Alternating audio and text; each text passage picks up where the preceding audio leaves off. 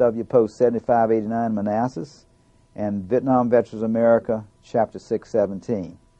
I'm your host, Bradshaw. Our guest today is veteran Gordon Tassi. Welcome to the show, Gordon. Great to have you. Good to be here. Good. Let me give a little background to the folks here as your early years.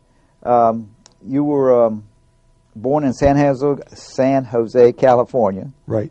And you're married to Ruby and have 5 children and 4 grandchildren. And when I say your 5 children, all adult children. Right, all adults. Okay.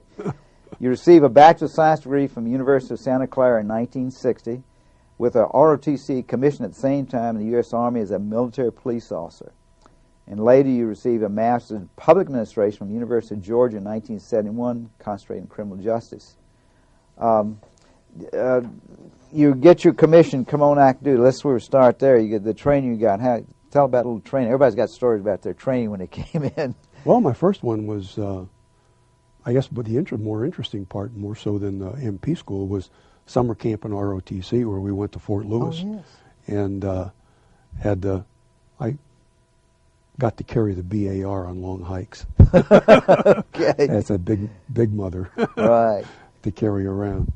But it was, great place, Fort Lewis, and I eventually ended up going on my first assignment after my MP school. Was at Fort Lewis with the 4th Infantry Division. At the MP school, we had normal police subjects plus some general subjects like map reading and driving jeeps and things like that. Right. But most of the time we were in classes taking subjects on police work, and other than some physical things like doing searches, learning how to search a person, things like that. Right. It was a lot of in-class study. And this course is actually there are copies of the, I think it's 1851 Harper's Ferry pistol, which are cross pistols, which are the MP branch insignia. And you wear them on your collar and so on. But and you stayed in your entire time? Were you in there? I was in the MPs, right? Right. And what from Fort Lewis? What was your the course you had? How long was it? The course was 2 months, 2 60 months. days. Yeah. It's very intensive stuff. Yeah. Oh yeah, it was 6-7 hours a day, and keeping at it all the time. Quick question. I just read a book by a Medal of Honor recipient. It talks about courage. And I read some other stuff. And do you remember being taught anything about courage? Leadership. Leadership was what we were taught. Yeah. Not so much courage, but leadership. I don't think you can teach courage. I mean, it's just something that you get by working with the people that you're with and trusting them. And then you can do things that some people think are courageous, and and you go from there. Right. But I think leadership was one of the things we were being taught while we were at school. Yes. Well, you had that in the by the way, we say ROTC for the public. That's the Reserve Officer Training Corps. And it's been around a long time. Yeah. Yeah. There's a lot more officers when I was in than coming out of it than there are now, even though there are still quite a few. It probably provides more officers to the Army or the Navy or the Air Force than the academies do. Right. Academies are very limited. We're at for the numbers, so to speak. So we go from Fort Lewis to your first duty assignment. That was my first duty assignment. Drove from Fort Gordon to Fort Lewis. They're fairly close together? Oh, no. Fort Gordon's in Georgia, and Fort Lewis is in Washington State. Country. On the other side of the country. You know the bases in the Army. I don't know. Yeah. Okay. Near McCord Air Force Base. Okay. Right next to it, in fact. And I was assigned to the 4th Infantry Division Military Police Detachment. It was smaller than a company. And what we did was traffic control, a lot of field duty, Yakima Firing Center for big exercises, or supporting smaller exercises on post. We did traffic control, prisoner of war stuff, security of CPs, things of that. CPs being command posts. And we provided those services to the division. Good. Now, your next assignment, you were there 2 years. You came back here to Virginia, Fort Belvoir. Tell us what that was like. We're hearing a lot about Fort Belvoir now. Well, Fort Belvoir is, it's going to get a lot bigger than it was. Well, I don't necessarily think it's going to get a lot bigger than it was, because when I was there, we had a lot of troop activity. Right. And it was the engineer school, which it's not anymore. So you had a lot of classes for engineer officers and enlisted people there. So the north part of Fort Belvoir was all troop barracks. And for enlisted classes in things like driving heavy graders and bulldozers, all the way to map making. They taught the map classes on how to go out to the field and do the surveys and get the information that cartographers would use to make maps. So, but I was the operations officer there when I first started, military police, overseeing the military police operation activities for the patrols on post. Then I got moved over to the stockade and ran that as a lieutenant until they got a captain in. And I was there for about 6 months. So it was a captain's job. You had I had as a lieutenant. That's leadership, and that's very good for getting forward. I noticed the numbers at Belvoir, there's 8,000 soldiers and civilians. That's like a small city. Yeah. Gee. Yeah, it had quite a few people on it, and it was an interesting place. It was just like living in a city. And the same thing with Fort Lewis, was living with a city, except you had an infantry division, which was 16,000 people. Gee. So. Now, you came as CEO of the security unit for the U.S. Army Executive Flight Detachment. What's that connected with? That was a helicopter unit that supported the White House and the President. And it's very similar to in fact, there were two units when I was in, the Army and the Marine Corps.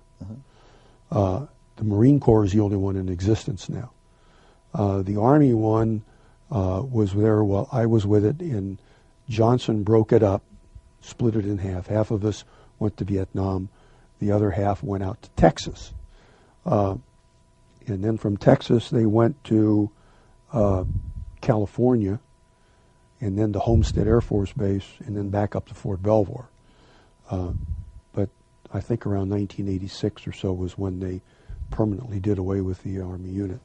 But it's a presidential unit, and you get this badge when you're assigned to it, and you get to keep the badge. It goes on stage, goes on your uniform.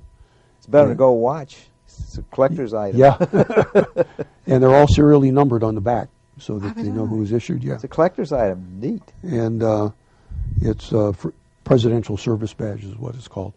And wherever I had the MP unit that was assigned to it, so, and wherever the helicopters went, the MPs went. We would fly with our, whenever we were told to leave, which was fairly often with Johnson, and all I flew out was to the ranch in Texas, or to Bergstrom Air Force Base, actually. My predecessor made the trip to Europe with Kennedy, but I got to go see the cows in Texas. I get that to Europe.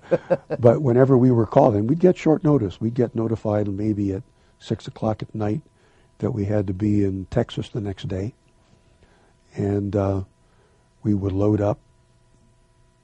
We kept the suitcase packed with our 1 week's worth of clothes, had our extra MP gear with us, and things like that. We could not wear polished boots or shoes on the aircraft.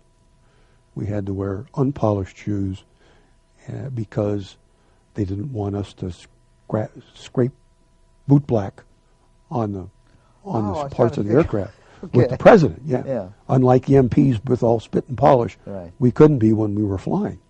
But we had to be when we were off the aircraft. So you had to have different set. Yeah, so we had different stuff. So we flew with all that. We also flew with special tow bars because it was difficult. Most aircraft, we landed at airports to refuel, and they didn't have helicopter tow bars. So we carried the tow bars. We carried an extra crew of, let's say there were 3 helicopters flying out. We'd have 4 crews. We'd have 4 crews of MPs as well, plus the supervisors, myself, and the sergeant. And we'd fly out to Texas through the night. We'd leave around 9. So they want you the next morning to be Yeah, there. they want us the next morning. Good grief.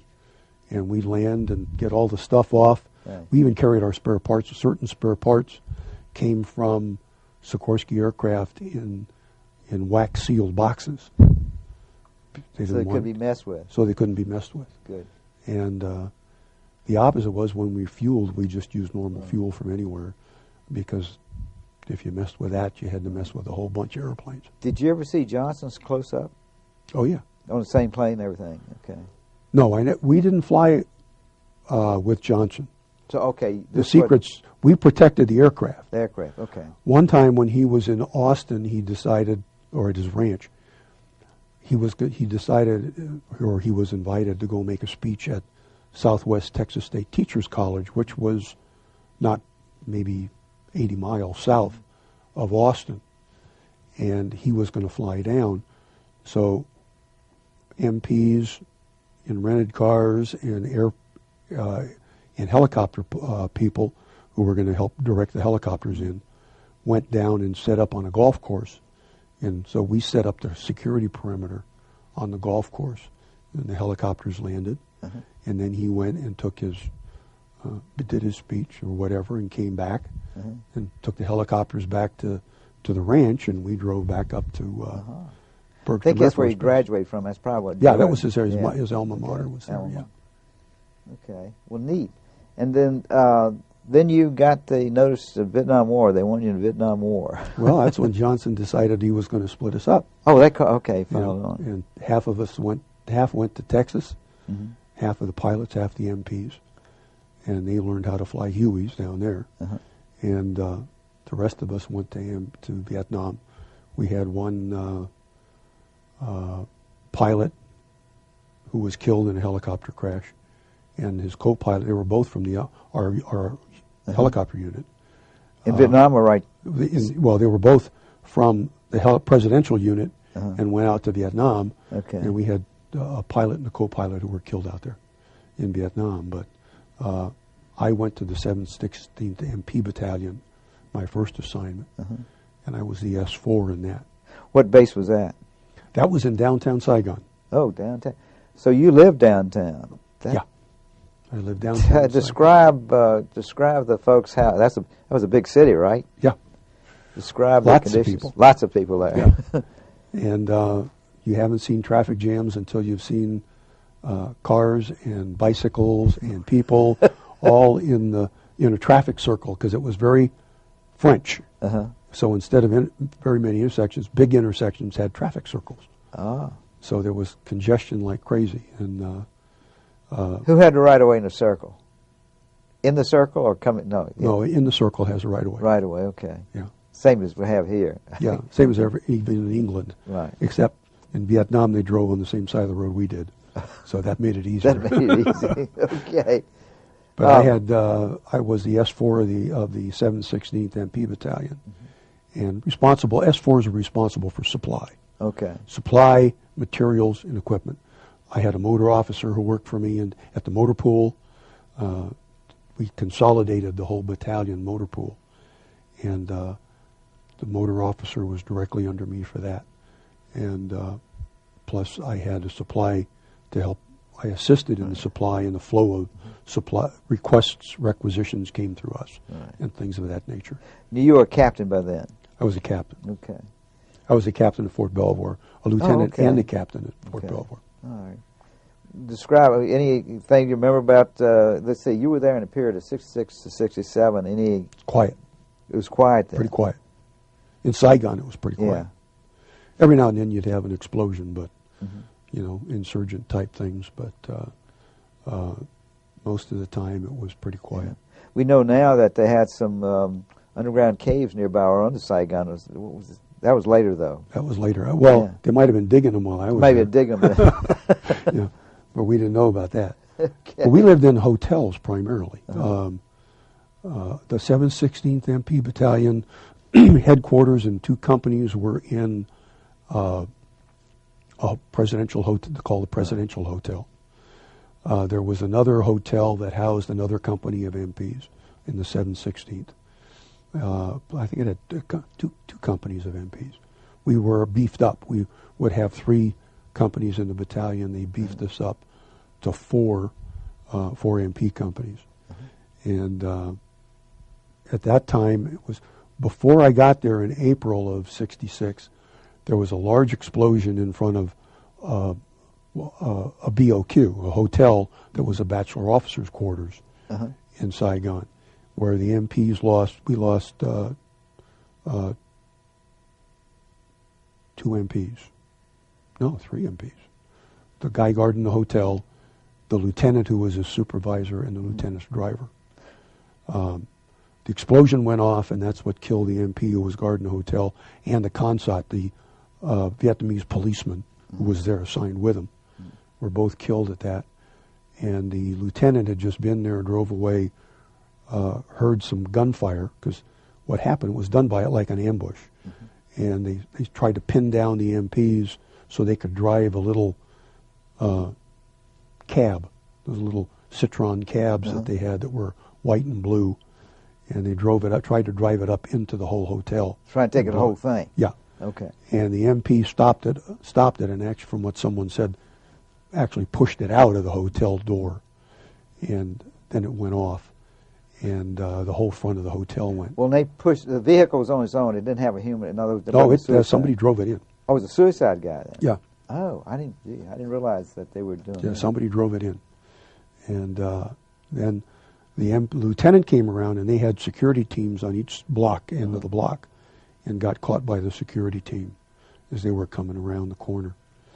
And so we had 3 people killed from the 716th. And then I got there in June. We started looking around, and I noticed that we had these big cement revetments after that. They had sandbags before that, where the MPs would stand behind this thing that had like a metal roof on it, and 2 pipes coming down, and then a revetment, so he could get some cover if somebody started shooting at him. And the problem was, if somebody started shooting at him, if you wanted to notify and get reinforcements, you had to run inside and make a phone call. No radio. No radios. Good grief. So I talked to my boss about it and said, we should have radios. So we did a test on about 4 different kinds of radios, and we settled on what was a PRC-10, which was a backpack radio. And I had a guy living down the hall from me in the BOQ who was a signal officer working at a depot, and he was telling me they were getting all these radios in because a new model radio was going to the field. So we went in and had to go. It took me 2 days to get a modified TO&E, table of organization, so we could requisition them. And that was hand carried through MACV headquarters for 2 days, getting signatures and all kinds of stuff. Anyway, so we got the radios put in, and I guess next year they came in kind of handy during the Tet Offensive in '68. So you left before the Tet? I left in '67. And then someone who was the executive officer at the Executive Flight Detachment had come back from Vietnam and asked me if I had seen this armored car that the Vietnamese were using. He said it was made in the United States, and why didn't the MPs use it for convoys and patrols? And I told him I'd never heard of it. So I told my CO about it, and we discussed it and thought it'd be a good idea. So I found out where they were, and we went down, and the CO's driver test drove it with all of us inside it. It would carry about 12 or 13 people. Okay. And it was a great big thing. What is the name for it? Or? It was called a V100 at that V100, time. okay. I don't know what the military eventually gave it as a name. But it had it could float. It was actually built like a hull. Okay. And so whenever something was shot at it, it would have a tendency to go down or up, depending on which part it was hit, and get it. It would deflect it. Right. There was no place you could get a good solid hit, and it would withstand a mine if it blew up. It had run-flat tires that were about 4.5 feet tall, great big things, because they used them also as you could drive it through a rice paddy, and this thing would act like not a propeller blade, but like the old ducks. You remember? Oh yeah. It would act like a duck, the old World War II duck, and go through water, and it would run 55 miles an hour on the highway. Can't complain on that then. So, and it had a turret that would carry. It had carried either a water cannon, and you would have to put the water inside the thing in a tank. But a water cannon, 250 caliber machine guns, or a 90 millimeter gun. Gee, quite a little system. So you managed to get some of the. They weren't there when I left. Okay. We had the metal plating put on the Jeeps, which tore the Jeeps apart. But after a while, they got them. Yeah. That's good. So then after that, I was moved to take over an MP company, the 300th MP company, in the 92nd MP Battalion, which was responsible for security of Saigon Port and convoys going out of Saigon Port to Long Bin and outlying areas. We would have, let's say, there was one place we had a barge of JP4. Gee. That was connected to a pipeline, barge sitting in the Saigon River, connected to a pipeline that ran to Tan Son Nhut Air Force Base. And every night we put one MP on it for security. Well, that'd be a fat target for him. Yeah. Yeah. And it was, but I'm not sure I'd want to be the MP sitting No, on I the say JP4 that's, thing. if you're protecting, how much protecting and all that stuff was coming in. We had to put MPs on barges that were in the river, right, as well as MPs were on the offloading ships. Right. Actually, we were the only people in Saigon issued parkas. Oh, because nighttime, it gets cold. No. What? Because we had to go down in the chill and freeze Navy ships that were carrying frozen food. So we ended up with having to watch the Vietnamese who were unloading it and making sure the stuff got off the ship instead of someplace on them to carry out. Oh, yeah. Okay, I couldn't have parkas. Okay, it makes sense. Okay. So you were living in town. You didn't have mess hall down there. You just ate in the hotel? No, we ate in a officers' club that was close by. Close by. Yeah. Okay. And they had enlisted clubs and officers' clubs, and that's where you ate your dinners. Sure. And then you came back. So Saigon, you came back and lived on base then? When you No, I still did Saigon. Oh, it was Saigon Port. It was Tan Son Nhut Base. Well, we were stationed at Tan Son Nhut, but we were about 6 miles from the port. Okay. We had to drive all the way through the city to get to the port. Sure. And I was living in a hotel near the, so I could get there fast. Get to our place fast, yeah. Yeah. What was your typical day? A 12-hour day? And 7 days a week, right?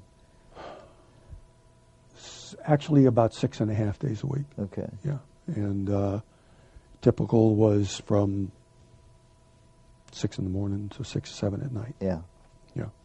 Your family's back in the States. Well, we had all MP battalions that were there. The reason why they had 4 battalions in the site, or in 4 in the each battalion, was you had 24-hour shift operations. Right. So one company in the not 4 battalions, but 4 companies. One company would pull a shift, and the 4th company was off.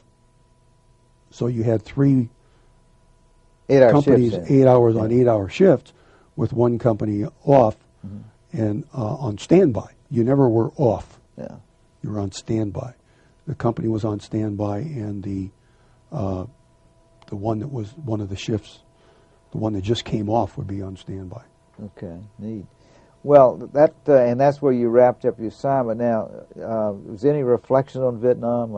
Any thoughts today about it, your experience? The only thing I can say overall was I think we were doing the right thing. I do not think that we should have pulled out, and I think that we left people out to dry, hung them out to dry. Okay. And after that, I came back to Fort Gordon and was assigned to the MP school and worked stuff at the MP school. And you actually spent, what, 10 years on active duty? Or No, but not quite, just quite shy of 10. Okay. And that's where that assignment, you acquired your master's. I got my master's. Right. Yeah, I started while I was in school, and then after I got out of the Army, I went and got master's. Yeah. Well, we don't have a lot more time, but you did civil service. GSA was the was with main GSA, one? Federal Protective Service, and then I worked at the Pentagon for a while in a planning department. Then I went back to GSA and became the emergency manager, which meant that we made sure that FEMA primarily, as well as other federal agencies, got logistical support. You know, place to work, desks, tables, chairs, and equipment and stuff, and procurement support, as well as vehicles and telephone service. And that we made sure that when those organizations in the federal government went out to support a disaster response, that we would make sure they got it. And we had 3 days to set everything up. Gee. Okay, neat. And you're retired now from all that. I do a little bit of consulting work in right. what's called continuity of operations. Okay. And you're very active in the Freedom Museum and VVA Chapter 617, which you serve as vice president. Could you talk a little bit about that? You're working with veterans just like I am. So. Well, I got involved with VVA simply because I was curious. Okay. And it's a good organization. This chapter is very good. It doesn't really put a lot of demands on your time, but it's there, and we clean up the Hillendale Road, and we clean up. We have that's every 3 months. We do that once, and we have USO baskets during Christmas time for enlisted primarily. Who are in the service who need some assistance, and things like that. It's a rewarding. It's a good group of people to be with too. They're very, very good.